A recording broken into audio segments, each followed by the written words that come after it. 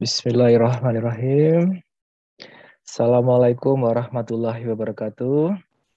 APK bersih jujur melayani. Iya, baik. Selamat bergabung Bapak Ibu pagi ini dalam segmen inspirasi. Sekali lagi kita mantapkan persiapan untuk penilaian ZI pagi ini, gitu ya. Tapi Bapak Ibu sebelum kita mulai, saya ingin menyapa terlebih dahulu Bapak Ibu semua. Mulai yang pertama tentu saja dari Ibu Direktur APK yang terhormat, Ibu Fahma Sari Fatma. Selamat pagi Bu. Semoga iya Bu. Semoga selalu sehat Bu ya. Semua kegiatan nanti untuk hari ini lancar. Amin. Amin. Kemudian selanjutnya saya juga sapa lagi untuk para Bapak Ibu Kasubdit dan juga Bapak Ibu pejabat pengawas kalian. Dan tentu saja juga selamat pagi untuk semua warga, masyarakat, Direktorat APK. Semoga kita semua selalu dilimpahi kesehatan, yang penting selalu kita bahagia. Semua lancar, amin. Oke, baik Bapak Ibu, inspirasi episode kali ini, kita akan masih melanjutkan inspirasi episode sebelumnya, Bapak Ibu ya, yang dari kemarin masih bersambung, yang merupakan serial. Kali ini kita masih akan melakukan persiapan penilaian ZI. Tolong deh, Mbak Indah. Baik, kita akan melakukan penilaian ZI yang hari ini temanya yaitu untuk khusus untuk pengungkit nomor 4, yaitu penguatan akuntabilitas kinerja. Nah, jadi demikian Bapak Ibu. Dan saya di sini Anang Febri tidak sendiri. Kali ini saya ditemani oleh, atau saya yang menemani Mas Teguh. Super sekali. Apakah Mas Teguh sudah bisa siap on mikrofon? Cek. Hadir, Mas. Oh, siap Mas Teguh. Sehat Mas? Alhamdulillah. Saya udah kangen ini terus terang sama Mas Teguh. Udah lama nggak ketemu nih Mas. Gimana dedeknya? Sudah bisa apa, Mas? Alhamdulillah sudah bisa minta susu. Dengan menangis. Oh. Siap. Ya, mohon doanya Bapak Ibu ya. Semoga. Kebetulan saya kemarin menemani istri melahirkan tanggal 5 Oktober. Mohon doanya biar jadi anak perempuan yang solehah, berbakti, bermanfaat. Amin. Oke, kita kembali ke topik Mas Teguh. Kali ini kita bahas lagi ya. Dulu kan kita pernah membahas pengungkit 4 tentunya tentang penguatan akuntabilitas kinerja. Mungkin Mas Teguh sebagai opening nih bisa menyampaikan sesuatu dulu. Silakan. Oke, baik. Terima kasih Mas Anang, MC kita yang cetar membahana. Baik, mungkin yang pertama yang kami hormati Ibu Direktur, yang kami hormati Bapak Ibu para pejabat administrator, Bapak Ibu pejabat pengawas, dan semua para warga APK yang berbahagia. Semoga di pagi hari ini kita selalu diberikan kesehatan, gitu. Dan bagi Bapak Ibu atau handai taulan yang sekiranya sedang diberi cobaan sakit gitu ya, semoga lekas diangkat penyakitnya dan bisa kembali sehat seperti semula. Baik, Bapak Ibu para warga APK sekalian, kalau kemarin kita sudah menyaksikan dan mengikuti gitu ya bagaimana salah satu pengungkit nanti yang akan dijadikan penilaian gitu ya pada saat ZI, yaitu tentang pengawasan SDM gitu ya, atau penguatan SDM, sistem manajemen SDM. Nah, pada kali ini kita akan lebih banyak nanti mungkin ada tanya jawabnya juga ya, simulasi gitu ya. Kita berdiskusi mengenai penguatan akuntabilitas. Nah, sedikit perbedaan gitu ya antara sistem manajemen SDM dengan penguatan akuntabilitas ya. Salah satu fokusnya adalah kalau di sistem manajemen SDM itu berbicara mengenai kinerja kita sebagai individu, kinerja kita sebagai pegawai, kemudian pengelolaan kita dalam melakukan tugas dan tanggung jawab kita sebagai diri masing-masing seorang pegawai gitu ya. Itu ada di sistem manajemen SDM. Nah, kalau yang di pengelolaan akuntabilitas ini fokus penekanannya adalah pada kinerja organisasi gitu ya. Jadi tugas fungsi kita sehari-hari yang kemudian kita kelola dengan baik, kita mitigasi resikonya dengan baik, kemudian itu menjadi kinerja organisasi atau pengelolaan kinerja organisasi.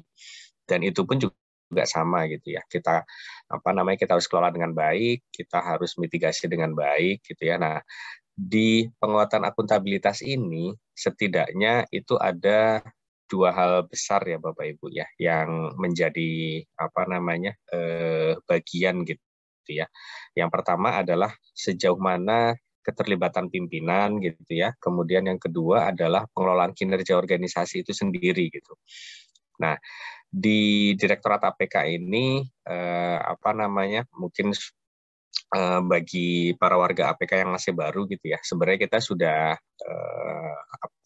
sudah punya beberapa capaian gitu ya, baik itu yang dikeluarkan oleh OTL gitu ya selaku pengelola kinerja organisasi di JPB, maupun capaian-capaian lain yang itu relate gitu terhadap pengelolaan kinerja organisasi kita.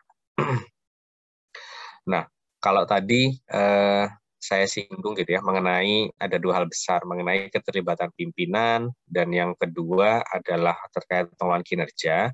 Jadi nanti di penilaian JTI ini kalau untuk keterlibatan pimpinan itu mungkin nanti fokusnya adalah apakah pimpinan itu terlibat secara langsung gitu ya dalam penyusunan perencanaan.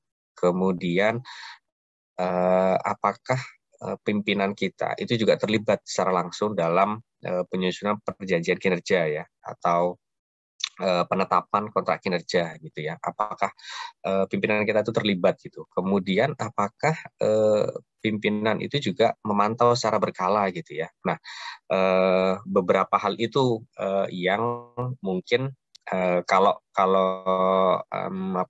secara sehari-hari gitu ya mungkin kita sudah mengenal gitu ya ada beberapa cara gitu ya kayak semacam DKO misalnya dialog kinerja organisasi gitu ya.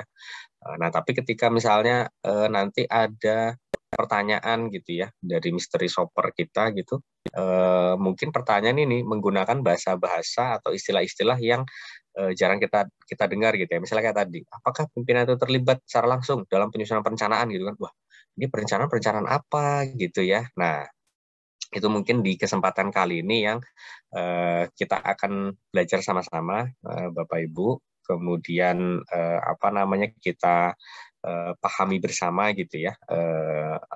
Istilah-istilah yang mungkin kita mungkin belum terlalu mendalami gitu ya. Nah, itu tadi terkait dengan keterlibatan pimpinan. Nah, kemudian yang poin kedua adalah terkait dengan pengelolaan kinerja. Pengelolaan kinerja organisasi ya. Ini pun juga ada beberapa kemungkinan pertanyaan gitu ya yang nanti akan disampaikan oleh tim mystery shopper ya. Misalnya contohnya adalah apakah dokumen perencanaan sudah ada gitu ya. Kemudian apakah sudah ada IKU? Kalau itu mungkin gampang ya, sudah ada IKU gitu ya. Kita pasti sudah punya kan masing-masing IKU gitu ya. Tapi kemudian apakah dokumen perencanaan itu sudah berorientasi pada hasil gitu ya. Nah, itu mungkin beberapa contoh pertanyaan yang mungkin kita masih awam gitu ya. Bagi diri saya sendiri pun juga masih awam. Nah, ini mungkin sekilas teman-teman semua ada beberapa bagian di penguatan akuntabilitas ini ya yang mungkin bisa kita bahas di sesi inspirasi kita pada pagi hari ini. Yang pertama tadi apakah dokumen perencanaan berorientasi pada hasil gitu ya. Nah, di Direktorat APK dan ini juga di DJPB pasti sudah ada ya bahwa kita sudah punya Renstra teman-teman. Kita punya rencana strategis, baik itu rencana strategis DJPB maupun rencana strategis Direktorat APK. Nah, kemudian dari Renstra itu diturunkan menjadi rencana kerja dan turunkan lagi menjadi rencana kerja tahunan gitu ya. Nah, dari Renstra itu kemudian masing-masing pegawai itu kemudian menyusun yang namanya kontrak kinerja. Nah, penyusunan kontrak kinerja ini tentunya harus didasarkan kepada rencana strategis tadi atau Renstra, ya. Di mana Renstra itu sudah ada tahapan-tahapan atau milestone-nya per tahun gitu ya. Nah, kemudian kontrak kinerja ini terdiri dari apa saja? Yang pertama adalah kalau kita semua coba flashback ke dokumen kontrak kinerja kita, yang pertama itu ada di situ pernyataan kesanggupan gitu ya. Saya bersedia atau saya siap melakukan tugas sesuai tugas dan fungsi saya gitu ya. Kemudian tanda tangan. Kemudian ada perjanjian kinerjanya di situ ya. Kinerja saya dalam 1 tahun itu mau ngapain saja. Kemudian ada rencana targetnya dan juga ada inisiatif strategisnya. Rencana targetnya yang Bapak Ibu bisa lihat juga salah satunya adalah trajektorinya ya, trajektori di apakah itu triwulan, semesteran atau tahunan gitu ya. Dan ada juga terakhir adalah sasaran kinerja pegawai atau SKP. Kemudian pencantuman output pada RKKL ini juga sudah kita lakukan gitu ya. Jadi output utama kita yang kemudian itu didanai dari APBN itu kemudian dicantumkan di RKKL. Kemudian setelah melakukan perencanaan, step yang kedua adalah melakukan penetapan kontrak kinerja ya. Melakukan penetapan kontrak kinerja. Nah, tahapannya teman-teman sekalian, penetapan kontrak kinerja ini dilakukan berdasarkan level atau jenjang jenjang jabatan gitu ya. Yang pertama setelah nanti Kemenkeu-wide itu ditetapkan, kemudian Kemenkeu-1 ditetapkan. Nah, setelah itu barulah Kemenkeu 2 sampai dengan 5 itu ditetapkan. Nah, kalau kita flashback ke ke tahun 2021 di awal lalu di tanggal 30 atau 31 Januari ya, kita sudah melakukan penandatanganan Kemenkeu 2 sampai dengan 5 itu secara bersama-sama.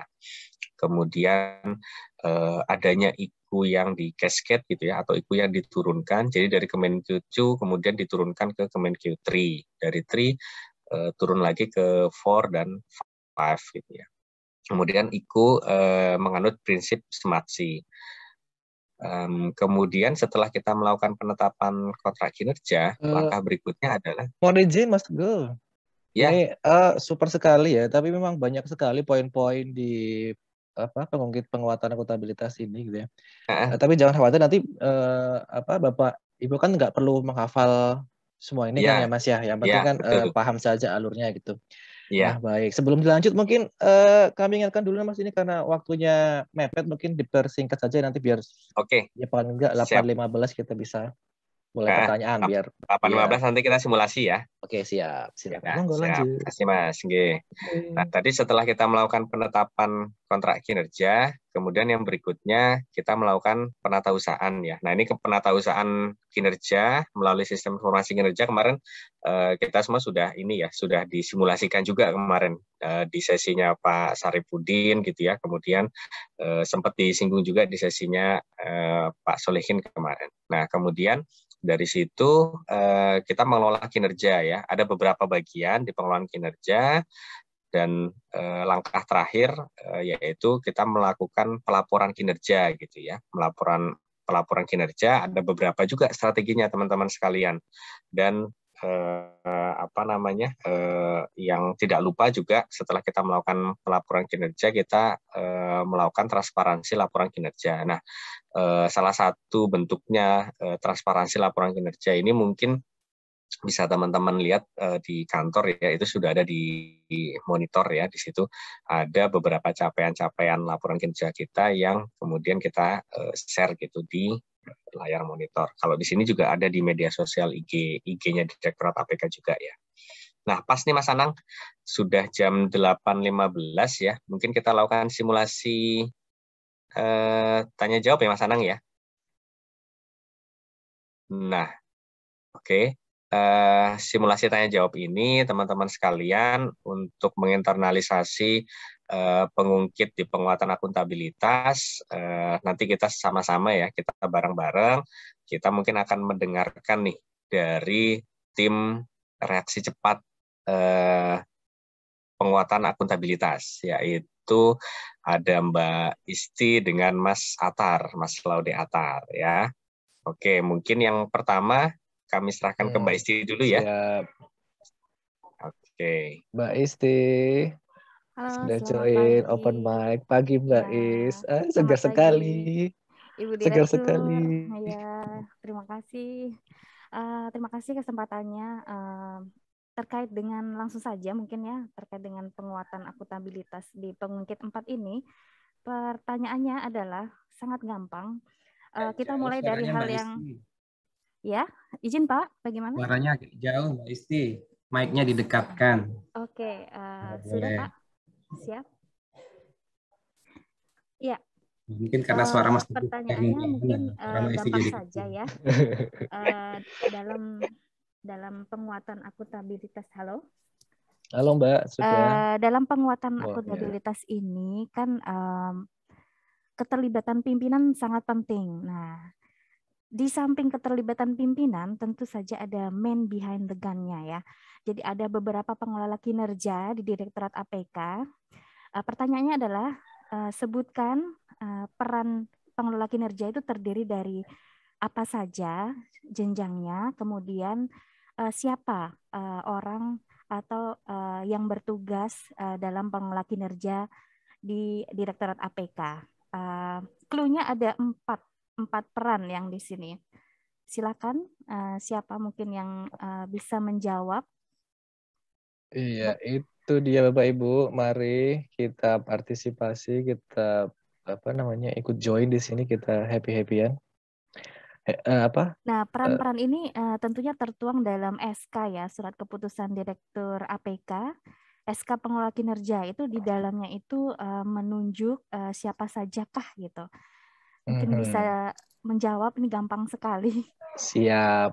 Bapak Ibu, mari kalau ada yang berkenan jawab bisa angkat tangan ya. Angkat tangan lewat sini juga nggak apa-apa. Kalau kinerja juga boleh ya Mbak ya, yang menjawab ya. Siap, silakan. Siap. Atau mungkin bisa Bapak Ibu bisa disebutkan dulu kali ya siapa-siapanya dulu gitu Mbak Isti ya. Oke, baik. Jadi di Direktorat APK ada Ibu Meiling, ada Bapak Albertus Edi, ada saya sendiri, dan ada 12 personal lainnya yang saling berkolaborasi dan bersinergi dalam pengelolaan kinerja di Direktorat APK. Kira-kira perannya itu Ibu Meling, Bapak Edi itu sebagai apakah di Sebagai apa? Direktorat APK itu ya? Yuk, mari.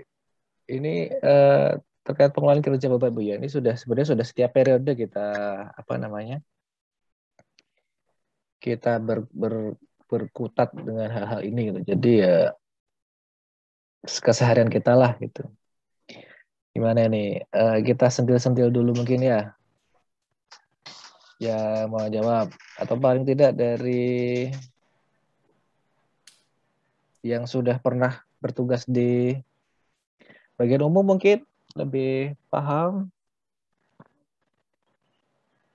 Tadi sudah dikasih clue oleh Mbak Isti, itu ada Bu Meli. Atau paling enggak Bapak Ibu bisa jawab dulu lah Bu Meling perannya sebagai apa. Kayak kemarin sih di episode inspirasi sebelumnya sudah pernah dibahas ini sepertinya. Paling enggak sudah pernah disentil ya. Bu Meling, Pak Edi.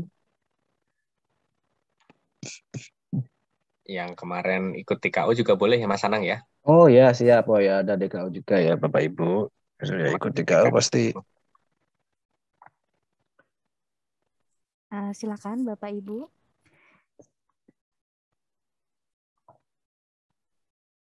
Ya. Oh, ada satu. Ya. Pak Budiman. Bapak Budiman. Mohon izin Pak Budiman. Izin. Ya, saya tapi nggak apa persis ya. Siap. Ini tahu saya Bu Meling itu sebagai SMKO ya, Submanager Kinerja Organisasi. Lalu Mas Edi itu sebagai MMKO ya, Manajer apa? Mitra Manajer Kinerja Organisasi ya. Nah, lalu MKO-nya itu Ibu Direktur kalau nggak salah ya. Nah, tapi saya bingung teman-teman yang di bawahnya itu Mbak Esti itu sebagai apa gitu. Atau saya jangan-jangan salah ya, jenjangnya MKO Bu Meling. Ya. Terima kasih Pak Budiman atas partisipasinya. Mungkin teman-teman selama ini melakukan akuntabilitas kinerja itu dibantu perannya sangat kental dengan LO subdit masing-masing ya. Jadi di SK pengelola kinerja tersebut ada peran pertama yaitu SMKO, Submanager Kinerja Organisasi, benar Pak Budiman, yaitu Ibu Meling. Kemudian ada MMKO, Mitra Manajer Kinerja Organisasi, Bapak Edi. Kemudian saya sendiri sebagai pendukung pengelola kinerja organisasi. Ya, sementara kami bertiga dibantu oleh LO masing-masing subdit yang terdiri dari 1 kepala seksi dan 1 pelaksana dan mengkoordinasikan pengelolaan kinerja di masing-masing subdit begitu. Sementara di sini Ibu Direktur APK adalah sebagai pemilik peta strategi Pak Budiman, seperti itu. Untuk bukan MKO ya. MKO itu mitra manajer kinerja organisasi itu berada pada Sedijen Pak, mitra kinerja organisasi pusat begitu. Demikian mungkin bisa mungkin ke pertanyaan selanjutnya ya. Saya kembalikan ke Pak Teguh dan Mas Anang. Terima kasih. Terima kasih Mbak Isti. Jadi segar sekali kita pagi ini. Ya Pak Budiman, Wadinya? Kayaknya tim reaksi cepat latihannya nggak sampai ke sini takutnya. Oh, ya, teman-teman tim reaksi cepat. Siap. Noted Pak Budiman nih salah satu catatan juga nih Pak Budiman nih ya. Mas Anang berarti kurang terkenal ini sama tim reaksi cepat. Lanjut. Mau apa saya harus nyanyi dulu mungkin Pak? Jangan memilih aku mungkin baru bisa dikenal ya. Oke siap. Lanjut gimana Mas Teguh, kita ke Baik. tadi ya sepertinya ya. Iya betul Mas Anang. Terima kasih banyak Pak Budiman. Luar biasa dan super sekali jawabannya. Monggo ke Mas Atar ya, Mas Atar ya. Mas Anang ya. Oh siap. Saya jadi agak ini.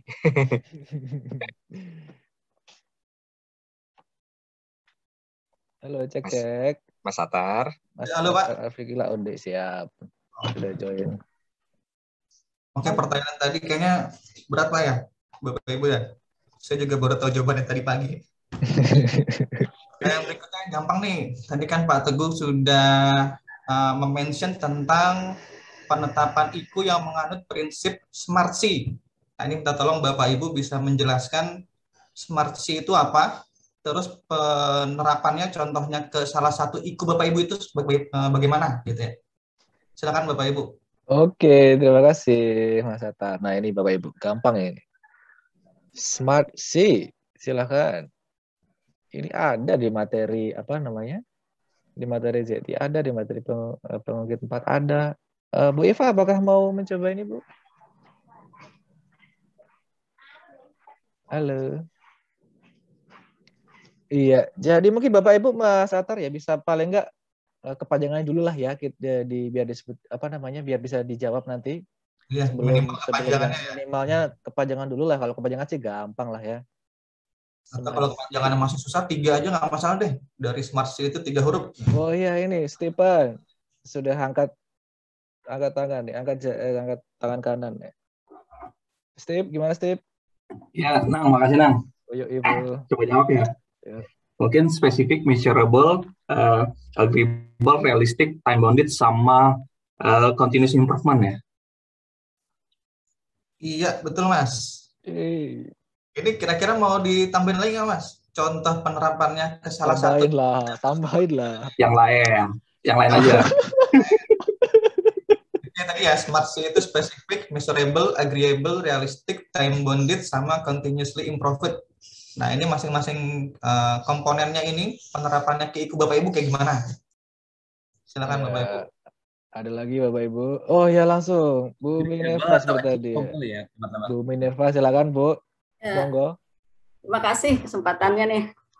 Smartsi ya untuk di IKU kami yang kalau saya ya di IKU APN itu memang spesifik gitu karena IKU kami itu terkait dengan analisis laporan keuangan BUL. Terus measurable itu mampu diukur dengan jelas. Jadi kalau IKU saya terutama adalah saya tuh punya target IKU sekian dalam 1 tahun dan diukurnya jelas. Jadi setiap triwulan itu saya harus mencapai target sekian gitu. Jadi dan IKU-nya itu adalah persentase dari perbandingan antara target yang di triwulan 1 dengan target tahunan. Agreeable itu disepakati oleh pemilik IKU dan atasannya. Ya memang kami di kontrak kinerja pasti tanda tangan ya antara IKU dan atasannya. Terus realistik itu dapat dicapai dan memiliki target yang menantang. Ini juga menantang bagi saya terutama yang karena ini IKU baru ya bagi saya sebagai APN. Terus time bounded-nya udah jelas, ada waktu pencapaiannya, dan constantly improvement itu kualitas dan target disesuaikan dengan perkembangan strategi organisasi dan selalu disempurnakan. Iya memang mudah-mudahan nanti ke depannya memang akan selalu disempurnakan. Untuk tahun ini mungkin masih yang baru, gitu aja. Terima kasih. Oke, terima kasih Bu Minerva jawabannya. Jadi gitu Bapak Ibu ya. Jadi kalau spesifik itu, IKU kita itu harus definitif gitu, jelas. Dengan membaca nama IKU-nya aja kita sudah bisa tahu sebenarnya IKU kita tuh apa sih gitu. Nggak bermakna ganda. M-nya itu measurable, cara pengukurannya juga jelas. Gitu. Itu tertuang dalam formula IKU yang ada di Bapak Ibu masing-masing. Agreeable itu disepakati oleh pemilik IKU dan atasannya. Jadi kalau Bapak Ibu cek kontrak kinerja masing-masing itu pasti ada tanda tangannya pemilik IKU dengan atasan langsungnya. R-nya itu realistik, berarti dia harus dapat dicapai gitu ya. Makanya kan di komponen kontrak kinerja itu kan seperti disampaikan Pak Teguh ada surat pernyataan kesanggupan gitu. Tapi di satu sisi dia dapat dicapai realistis, tapi juga harus menantang gitu loh. T-nya itu time bounded, itu periodisasinya ya. Jadi ada yang triwulanan, ada yang semesteran, ada tahunan. Yang C-nya itu continuously improve. Jadi targetnya itu harus berkualitas dan itu bisa naik tuh tiap tahun tuh. Kalau kita perhatikan kan IKU kita kan targetnya selalu naik ya. Terutama kalau yang di pelaksana itu yang hard kompetensi itu selalu naik tiap tahun kayak gitu. Jadi IKU-nya itu tiap tahun kinerjanya meningkat dan berkualitas. Kayak gitu mungkin dari saya. Mas Anang kalau sama satu pertanyaan lagi Mas. Tapi ini ada yang resen lagi nih, Prasetya Utama, Mas Pras nih. Iya, izin mungkin konfirmasi kali ya kalau Smarty yang disampaikan Mas Atar itu kalau dilihat di web APK kepanjangannya beda ya, itu apa yang benar yang mana? Di web APK? Ya. Jadi kalau di APK bisa informasinya itu ada berbeda Mas Anang. Oh berbeda. Nah ini Mbak Ambar juga menjabri saya nih. Ya kalau di web itu kan smart itu kan specific and measurable, A-nya itu achievable, kemudian R-nya itu relevan dan T-nya timely. Oh, gitu. Nah, itu apakah hal ini berbeda atau bagaimana? Monggo Mas Anang jelasin atau Mas Teguh. Ada di itunya ya, di apa namanya yang booklet ZI-nya ya, Mas Anas ya? Iya betul, Mas Teguh. Coba. Nanti kita nggak kalau gini ya, waktu pas pemaparan.